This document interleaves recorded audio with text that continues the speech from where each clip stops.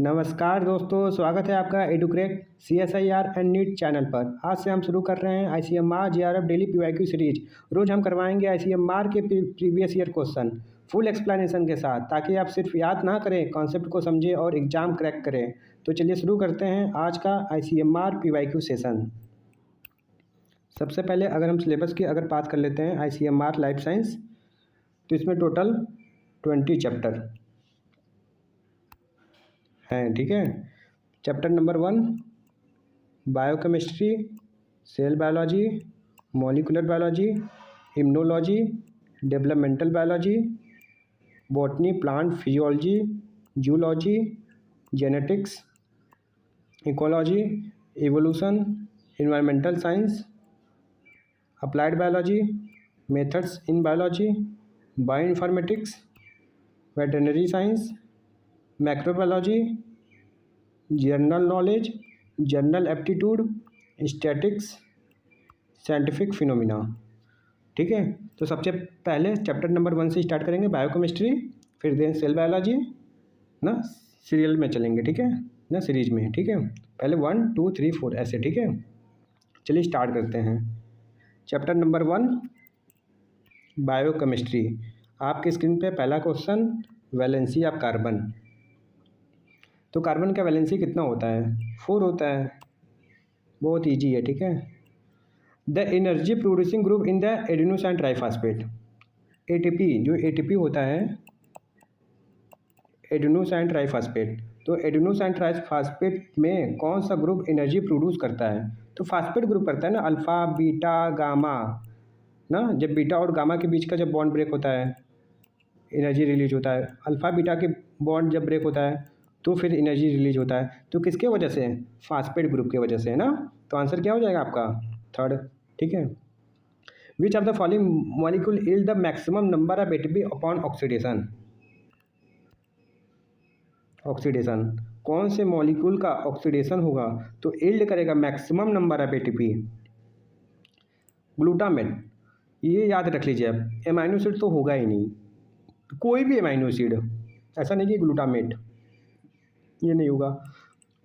Pyruvate, आपको मैं easy तरीका बता रहा हूँ, जिसमें सबसे ज़्यादा कार्बन होगा वो सबसे ज़्यादा ATP यील्ड करेगा, प्रोड्यूस करेगा ना। तो पायरुवेट में कितने कार्बन होते हैं? क्योंकि ग्लाइकोलिसिस का एंड प्रोडक्ट क्या होता है? पायरुवेट होता है।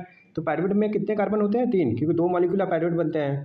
तो 2 मॉलिक्यूल पायरुवेट बनेंगे। ग्लूकोज से बनता है पायरुवेट, तो क्योंकि ग्लूकोज के पास कितने कार्बन? 6, तो पायरुवेट 2 मॉलिक्यूल बन रहे हैं तो 3 कार्बन का होगा पायरुवेट। ठीक है।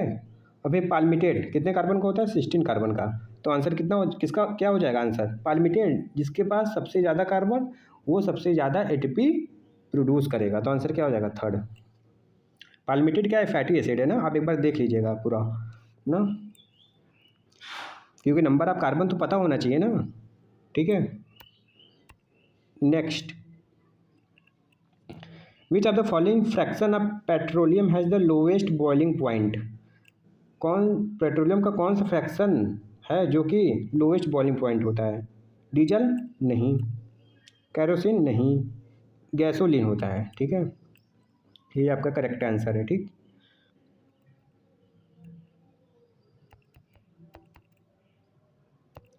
Next, 2 ice cube are pressed over each other. जब 2 आइस क्यूब को प्रेस्ड किया जाता है एक दूसरे के ऊपर, अंटिल, जब तक के they unite to form 1 block, एक ब्लॉक न बन जाए। ठीक है, फॉर्म ना हो जाए। The force mainly responsible for holding them together, कौन सा फोर्स रिस्पॉन्सिबल होता है इसके लिए? Hydrogen bond. आइस बोल दिया तो हाइड्रोजन बॉन्ड, अब आप मून कर लगा दीजिए।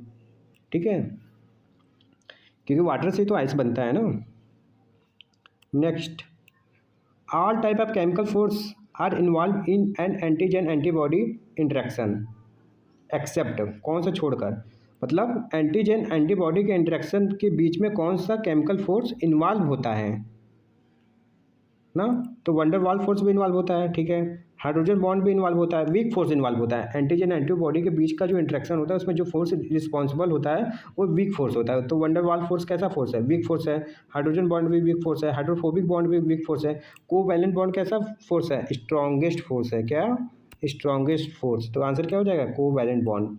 आपको मैं बता रहा हूँ सबसे ज़्यादा स्ट्रॉन्ग कौन सा बॉन्ड स्ट्रॉन्ग होता है, तो कोवैलेंट बॉन्ड होता है। फिर उसके बाद आयनिक बॉन्ड होता है, बायोलॉजिकल कंडीशन में मैं बता रहा हूँ, ठीक है। फिर उसके बाद मेटेलिक बॉन्ड, ठीक है, मतलब आयनिक बॉन्ड मेटेलिक बॉन्ड लगभग मतलब मेटेलिक बॉन्ड होता है। फिर उसके बाद हाइड्रोफोबिक फोर्स ना, फिर उसके बाद हाइड्रोजन बॉन्ड, उसके बाद वंडर वाल्स फोर्स, ठीक है। याद कर लीजिए, सबसे ज़्यादा स्ट्रॉन्गेस्ट बॉन्ड कोवैलेंट बॉन्ड, फिर आयनिक बॉन्ड, फिर मेटेलिक बॉन्ड, फिर हाइड्रोफोबिक फोर्स ना, फिर हाइड्रोजन बॉन्ड, फिर वंडर वाल्स फोर्स, ठीक है ना। सबसे वीकेस्ट फोर्स कौन सा है? वंडर वाल फोर्स है, ठीक है।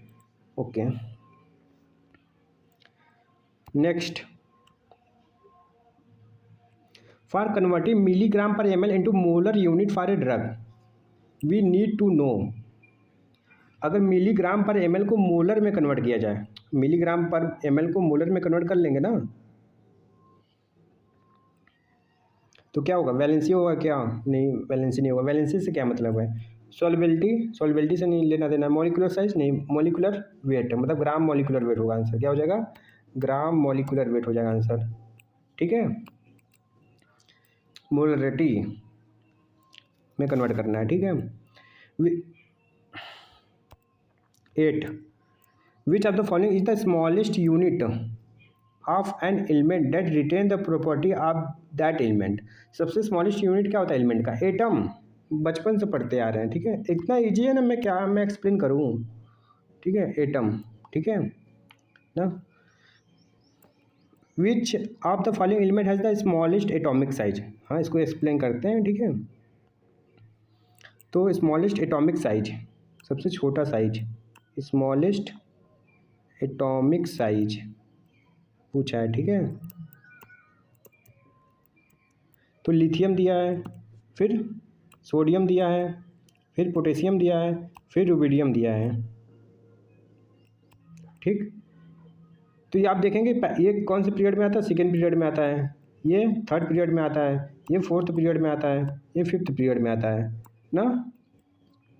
और लीना का रब से फरियाद, ग्रुप फर्स्ट, यस ब्लॉक के ग्रुप फर्स्ट में यही तो होता है, लीना का रब से फरियाद ना। तो सबसे नीचे आते ग्रुप में जब हम आते हैं नीचे, तो क्या होता है? साइज बढ़ता है। तो रुबिडियम को सबसे ज़्यादा, फिर पोटेशियम का, फिर सोडियम का, और फिर लिथियम का। और वैसे भी लिथियम का atomic number, hydrogen helium lithium, तो 2 1 हो जाएगा।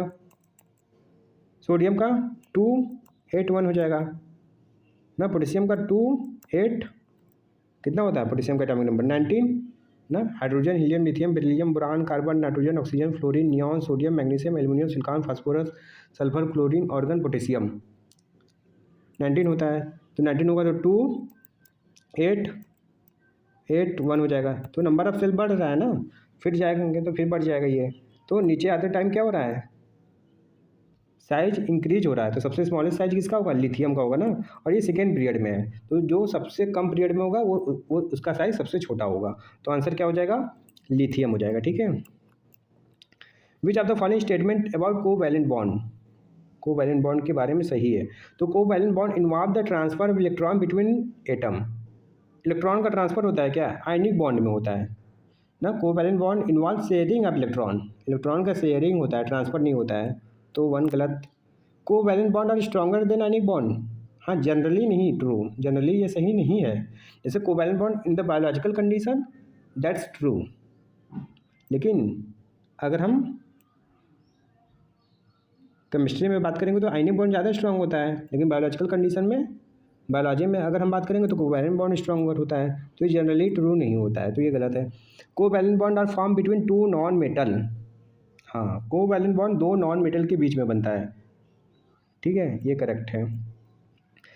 Covalent bond are formed between metal and non metal, metal और नॉन मेटल के बीच में बनता है। तो सोडियम और क्लोराइड, सोडियम क्या है? मेटल है। क्लोराइड क्या है? क्लोरीन नॉन मेटल है। तो इनके बीच में कौन सा बॉन्ड बनता है? आयनिक बॉन्ड बनता है ना, पॉजिटिव चार्ज और नेगेटिव आयनिक बॉन्ड होता है ना। तो मेटल और नॉन मेटल के बीच में आयनिक बॉन्ड बनता है। फिर कह रहा है कैसे मेटल एंड नॉन मेटल के बीच में कोवैलेंट बॉन्ड बनेगा? तो ये भी गलत। तो आंसर क्या हो जाएगा? 2 नॉन मेटल के बीच में कोवैलेंट बॉन्ड बनता है। कार्बन कार्बन भी तो बनता है ना, C2H4। देखिए कार्बन कार्बन के बीच में जो कौन सा बॉन्ड होता है? कोवैलेंट। और दोनों क्या है? नॉन मेटल है। ठीक, तो आंसर क्या हो जाएगा, थर्ड हो जाएगा। ठीक है, next, which of the following statement about ionic bond is true. Ionic bond के बारे में पूछा है। Ionic bond involve the sharing of electron between atom. Electron का शेयरिंग किस में होता है, कोवैलेंट बॉन्ड में होता है, अभी तो मैंने बताया। ठीक है, तो ये गलत। Ionic bond are stronger than covalent bond, generally not true, ये सही नहीं होता है। Ionic bond are form between two non metal, दो नॉन मेटल के बीच में बनता है, दो नॉन मेटल के बीच में तो कोवैलेंट बॉन्ड बनता है, तो ये भी गलत। Ionic bond are form between a metal and non metal, अभी मैंने बताया NaCl एग्जाम्पल, तो that fourth option is correct. 12, which of the following element has the highest electronegativity. तो कार्बन का कितना होता है, आप लोग लिख लीजिए, आप लोग इसको याद भी कर लीजिएगा ना, 2.5 होता है। नाइट्रोजन का 3 होता है। ठीक है, फिर ऑक्सीजन का 3.44 होता है, फिर फ्लोरीन का 3.98 होता है। ठीक है, देखेंगे तो पहले कार्बन आता है, एटॉमिक नंबर पढ़िए, hydrogen, helium, lithium, beryllium, boron, carbon, तो कार्बन, नाइट्रोजन, ऑक्सीजन, फ्लोरीन ना, ऐसे, फिर नियॉन ना, नोबल गैस, इनर्ट गैस ना, 18th ग्रुप ना, उसके पहले क्या होगा, फ्लोरीन होगा। तो देखिए एक सीरीज में है, पहले कार्बन है, फिर नाइट्रोजन है, फिर ऑक्सीजन है, फिर फ्लोरीन है, तो फ्लोरीन का फिर ज़्यादा है, सबसे ज़्यादा, फिर ऑक्सीजन का ज़्यादा है, फिर नाइट्रोजन का फिर ज़्यादा, फिर कार्बन का ज़्यादा है, तो सबसे ज़्यादा किसका हो जाएगा, फ्लोरीन का। अब पूरे पीरियोडिक टेबल में सबसे ज़्यादा किसका होता है, फ्लोरीन का ही तो होता है, तो आंसर क्या हो जाएगा, फ्लोरीन हो जाएगा। ठीक है, which of the following is not type of intermolecular force. Intermolecular force, inter और इंट्रा क्या होता है, इंटर ना, इंटर मतलब दो मॉलिक्यूल के बीच में, इंट्रा मतलब with in the molecule, intra मतलब विद इन द मॉलिक्यूल, तो कौन सा इंटर मॉलिक्यूलर फोर्स नहीं है पूछा है, मतलब इंट्रा पूछा है। तो इंट्रा पूछा, जैसे सोडियम क्लोराइड, तो सोडियम क्लोराइड में क्या होता है, ये आयनिक बॉन्ड होता है, तो आयनिक बॉन्ड कैसा बॉन्ड होता है, अरे आयनिक बॉन्ड इसी मॉलिक्यूल के, NaCl के मॉलिक्यूल के बीच में बना है ना आयनिक बॉन्ड, कि दो मॉलिक्यूल के बीच में बना है ना, दो मॉलिक्यूल के तो बीच में बना नहीं है, तो इसलिए कैसा ये फोर्स होगा इसमें, आयनिक बॉन्ड में ही कैसा फोर्स होता है, इंट्रा होता है ना, इंटर तो होता नहीं है, तो आंसर क्या हो जाएगा, आयनिक बॉन्ड हो जाएगा। ठीक, और बाकी में सब में क्या होगा, इंटरमॉलिक्यूलर फोर्स होगा। ठीक, next, which of the following statement is true regarding hybridization. Hybridization is the mixing of atomic orbital to form new hybrid orbital. सही है, हाइब्रिडाइजेशन क्या होता है, mixing of atomic orbital, atomic orbital का mixing होता है तो बनता है क्या, नया हाइब्रिड ऑर्बिटल बनता है। सही है, हाइब्रिडाइजेशन ओनली अकर इन मॉलिक्यूल में ही होता है, वो हो सकता है डबल ट्रिपल बॉन्ड, मतलब सिंगल में भी होता है, सिंगल बॉन्ड में भी होता है। ठीक है, तो ये भी सही है। Hybrid orbital have different shape, अलग अलग शेप होता है। ठीक है, than the original atomic orbital. ठीक है, ये भी सही, तो क्या आंसर हो जाएगा, all of the above. Next, which of the following type of bond is the most polar. देखिए मोस्ट पोलर निकालने के लिए आप क्या पहले फाइंड करेंगे, दोनों के बीच का इलेक्ट्रोनेगेटिविटी डिफरेंस, अगर इलेक्ट्रोनेगेटिविटी डिफरेंस ज़्यादा होगा तो ज़्यादा पोलर होगा। तो देखिए कार्बन कार्बन, अगर हम कार्बन कार्बन की अगर हम बात करें तो दोनों के बीच का इलेक्ट्रोनेगेटिविटी डिफरेंस कितना होगा, 0 होगा ना, क्योंकि इसका भी 2.5 इसका भी 2.5, तो कैंसिल हो, अब 2.5 डिफरेंस निकालेंगे तो मतलब घटाएंगे ना, तो 0 हो जाएगा। तो अब सब में कार्बन क्या है, सेम है, नाइट्रोजन, फ्लोरीन, ऑक्सीजन, तो नाइट्रोजन फ्लोरीन का सबसे ज़्यादा है, जब अब 2.5 में सब में कॉमन है, तो जो वैल्यू सबसे ज़्यादा होगा उसका उसमें इलेक्ट्रोनेगेटिविटी डिफरेंस ज़्यादा आएगा, तो कार्बन और फ्लोरीन के बीच में सबसे ज़्यादा होगा ना, तो आंसर क्या हो जाएगा आपका, फोर्थ हो जाएगा। ठीक है, फाइंड कर लेंगे ना आप, कुछ करना नहीं है। कार्बन, अरे कार्बन का 2.5 है, माइनस करेंगे, नाइट्रोजन का कितना होता है 3.04। ठीक, फिर कार्बन ऑक्सीजन के बीच में, कार्बन का 2.5, ऑक्सीजन का 3.44, फिर कार्बन ऑफ फ्लोरीन 2.5, 3.98, तो किसमें इलेक्ट्रोनेगेटिविटी डिफरेंस सबसे ज़्यादा किसमें मिलेगा आपको, कार्बन और फ्लोरीन के बीच में मिलेगा, तो तो इसलिए आंसर क्या हो जाएगा, जिसमें सबसे ज़्यादा इलेक्ट्रोनेगेटिविटी डिफरेंस वो सबसे ज़्यादा पोलर होगा, तो आंसर क्या हो जाएगा आपका, फोर्थ हो जाएगा। ठीक है, इसके बाद next, which are the following type of intermolecular force is the strongest पूछा है ना। और मैंने बताया कि जो वंडर वाल फोर्स होता है सबसे वीकेस्ट फोर्स होता है ना, सबसे ज़्यादा किसका होता है, कोवेलेंट बॉन्ड होता है, फिर आयनिक बॉन्ड होता है, फिर मेटेलिक बॉन्ड होता है, फिर आपका हाइड्रोफोबिक होता है, फिर आपका क्या होता है, हाइड्रोजन बॉन्ड होता है, फिर आपका वंडर वाल फोर्स होता है। वंडर वाल फोर्स में लंदन डिस्पर्सन फोर्स भी आते हैं, डाइपोल फोर्स भी आते हैं, तो ये भी नहीं होगा, उसके ऊपर हाइड्रोजन बॉन्ड है तो हाइड्रोजन बॉन्डिंग हो जाएगा। ठीक है आंसर। ठीक, next, which type of bond result from the transfer electron from one atom to another. Transfer ionic, कई बार मैंने बता दिया है। ठीक है, आयनिक बॉन्ड में क्या होता है, इलेक्ट्रॉन का ट्रांसफर होता है। Which of the following molecule has the shortest bond length. सबसे छोटा बॉन्ड लेंथ किसका होगा, सबसे छोटा बॉन्ड लेंथ, और सबसे छोटा बॉन्ड लेंथ उसी का होगा, जैसे यहाँ पे क्या दिया, हाइड्रोजन के बीच में, या ऑक्सीजन के बीच में ना, नाइट्रोजन के बीच में, कि फ्लोरीन के बीच में। तो जिसमें सब इलेक्ट्रोनेगेटिविटी डिफरेंस, जिसका इलेक्ट्रोनेगेटिविटी वैल्यू ज़्यादा होता है वो उसका सबसे छोटा बॉन्ड लेंथ होगा। क्या, सबसे छोटा बॉन्ड लेंथ होगा।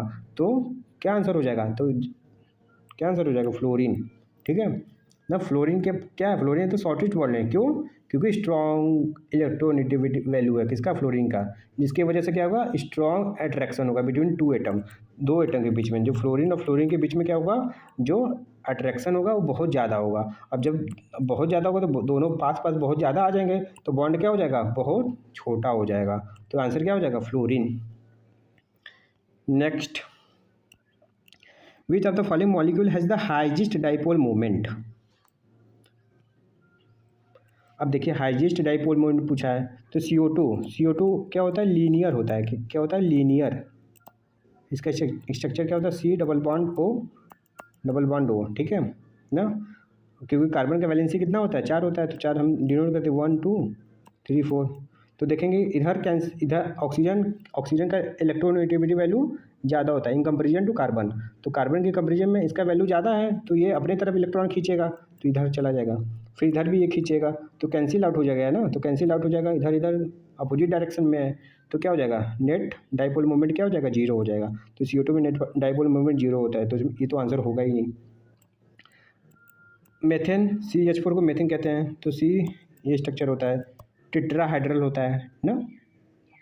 तो देखेंगे इसमें भी क्या हो जाएगा, ये सिमेट्री हो गया, और सिमेट्री हो गया ना, तो सिमेट्री होगा तो उसमें भी क्या होगा, नेट डाइपोल मोमेंट 0 होता है ना। देखिए सिमेट्री है, इधर से भी कहीं से भी आप कट करिए क्या होगा, दो हाइड्रोजन अलग अलग हों, मतलब दो हाइड्रोजन एक तरफ, दो हाइड्रोजन एक तरफ, तो सिमेट्रिकल है कि नहीं। इधर से भी कट करेंगे तो दो हाइड्रोजन इधर, दो हाइड्रोजन राइट साइड में और लेफ्ट साइड में। ठीक है ना, कैसे भी आप कट कर लीजिए, देखिए ऐसे कट करेंगे तो इधर ना, कैसे भी कट करेंगे तो क्या होगा, सिमेट्री मिल रहा है, सिमेट्रिकल है। ठीक है, तो जब भी सिमेट्रिकल होता है तो उसमें नेट डाइपोल मोमेंट क्या होता है, 0 होता है।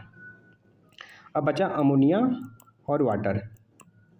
ठीक, तो अमोनिया क्या होता है, अमोनिया का जो स्ट्रक्चर होता है पिरामिडल शेप होता है, और वाटर का बेंट शेप होता है। ठीक ना, वाटर का स्ट्रक्चर देखेंगे तो ऐसे होता है, बेंट होता है, और इस पर 2 लोन पेयर इलेक्ट्रॉन होता है, और अमोनिया का ऐसा होता है, पिरामिडल होता है, ऐसा होता है। ठीक है, मैं फिर से बना दे रहा हूँ, अमोनिया का ऐसा होता है, देखिए, क्योंकि आउटर मोस्ट वाले में क्या होता है, 5 होते हैं इलेक्ट्रॉन, 1 2 3 ना, हाइड्रोजन। ठीक है, तो इसकी वजह से तो कुछ ना कुछ डाइपोल मूवमेंट तो मिलेगा ना। ठीक है, तो कुछ ना कुछ होगा, लेकिन वाटर में क्योंकि वाटर का बेंट हो जा रहा है, बेंट शेप है, इसकी वजह से, और वाटर पे 2 लोन पेयर इलेक्ट्रॉन है ना, इसीलिए क्या है, ये सबसे ज़्यादा हाईएस्ट डाइपोल मोमेंट होगा। ठीक है, वाटर का बेंट के वजह से और लोन पेयर के वजह से है ना। और अमोनिया के पास तो लोन पेयर है, लेकिन एक ही लोन पेयर है ना, एक ही लोन पेयर है, इसलिए इसका नेट डाइपोल मोमेंट क्या होगा, कम होगा इन कंपेरिजन टू वाटर। तो आंसर क्या हो जाएगा, 4th। Next, which of the following bond is the weakest, सबसे वीकेस्ट बॉन्ड। फिर वही क्वेश्चन, कोवैलेंट सबसे ज़्यादा होता है, फिर आयनिक होता है, फिर मेटेलिक होता है, फिर हाइड्रोफोबिक होता है, फिर हाइड्रोजन बॉन्ड होता है, फिर वंडर वाल फोर्स होता है। तो सबसे वीकेस्ट कौन सा होगा, वंडर वाल फोर्स होगा। ठीक है, विच type of bond is responsible for secondary structure of protein? बताइए, सेकेंडरी स्ट्रक्चर ऑफ प्रोटीन के लिए रिस्पॉन्सिबल होता है। सेकेंडरी स्ट्रक्चर क्या होता है? अल्फा हेलिक्स और बीटा शीट क्या है? सेकेंडरी स्ट्रक्चर है ना। ये किसकी वजह से होता है? हाइड्रोजन बॉन्ड की वजह से होता है ना। तो आंसर क्या हो जाएगा? Hydrogen bond. अब क्या, प्रोटीन किसका बना होता है?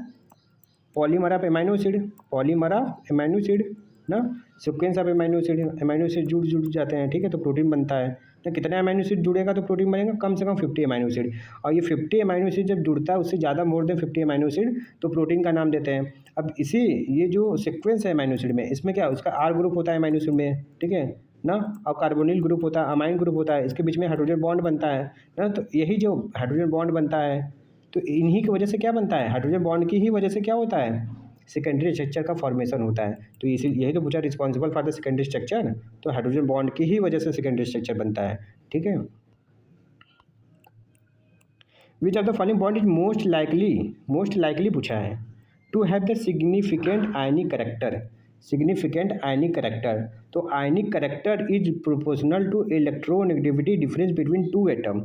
दो एटम के बीच में जितना ज़्यादा इलेक्ट्रोनेगेटिविटी डिफरेंस होगा, वो सबसे ज़्यादा क्या होगा? आयनिक करेक्टर होगा। तो इसको भी आप निकाल लेंगे, फाइंड तो कर ही लेंगे ना। मैंने तो बता दिया फ्लोरीन का, सब कार्बन का भी मैंने बता दिया, हाइड्रोजन का भी मैंने बता दिया, फाइंड कर लीजिए, ठीक है।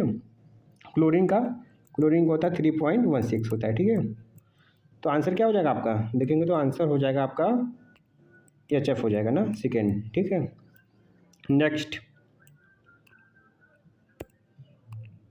Which of the following type of bond is responsible for the absorption of infrared radiation by molecule? Infrared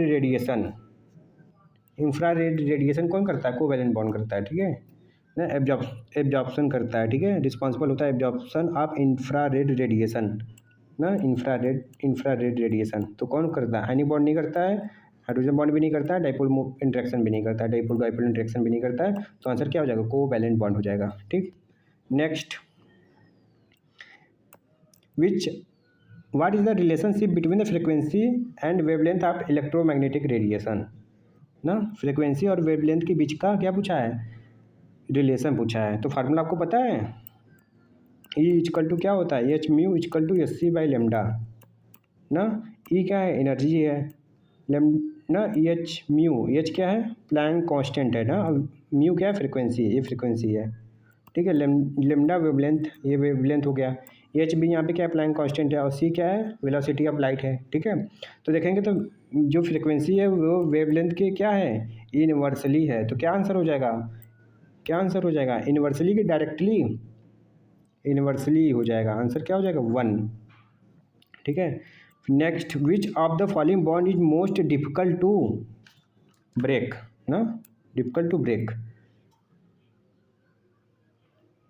ये क्वेश्चन आप कमेंट बॉक्स में मेरे को बताइएगा 25, ठीक है ना। एक क्वेश्चन आपके लिए, ठीक है ना। फिर आपका पूरा कंप्लीट हो गया इधर का ये वाला सेक्शन 1, ठीक है। Atom, molecules, bond and interaction.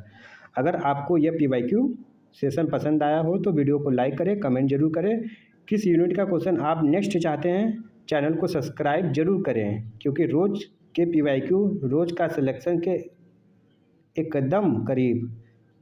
मिलते हैं अगले सेशन में रवि प्रकाश सिंह के साथ ICMR JRF के लिए।